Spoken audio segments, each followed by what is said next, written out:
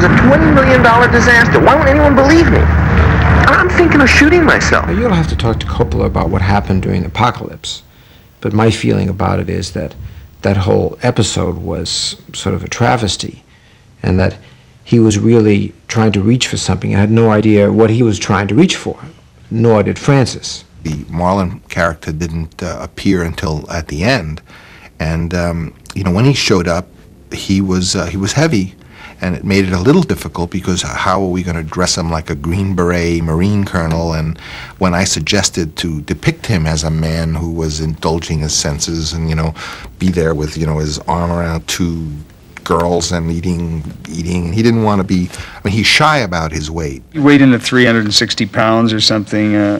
Marlon for Apocalypse, and he was on $1 million a week contract. Francis was very upset because he found out that he hadn't read the book Heart of Darkness, and Francis said we got to stop shooting, and basically went off for a week with I call it the $1 million riverboat scene where they go off and pay Marlon $1 million and 900 people sit and wait. Well, I think it's my own opinion that Francis read him the book, Heart of Darkness. So. Well, it's a pretty short read, actually, isn't it? It doesn't take... Well, I don't know how short a read it is if you're reading to Marlon. He may have questions. The clock was ticking on this deal he had. We had to finish him within 3 weeks or we'd go into a very expensive overage. So the whole company was sitting up on the set, around the camera, the crew all poised to go and shoot, and Francis and Marlon would be talking about the character. And whole days would go by.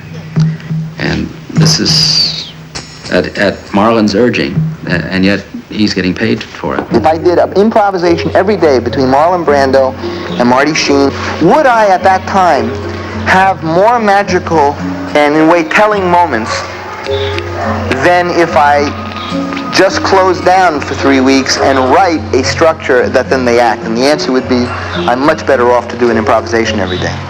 260, take 3.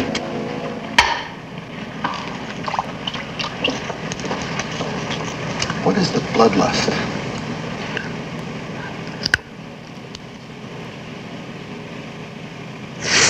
The bloodlust.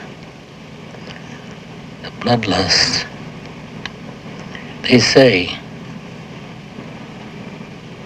all the men that I've read about, they say that the human animal is the only one that has bloodlust. Killing without purpose, killing for pleasure. You can see light through this.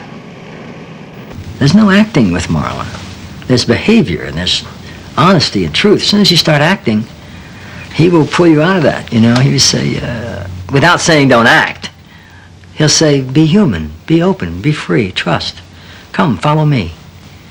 Be ruled by me. Be secure in this, And he doesn't look over his shoulder. He doesn't make any apologies. He doesn't edit. Whatever is. So this scene required me to sneak up on Marlon while his back is turned with this farm implement and bash his brains out. And the camera is dollying with me, and it gets up over my shoulder, and he's supposed to turn just as I bash him. And this particular take, I'm creeping up and the camera's moving and everything is timed perfectly. I raise the implement to hit him. He turns around, looks me right in the eye and says, "Pray for your father." I dropped the farm implement. I became tongue-tied. I couldn't believe what I'd heard.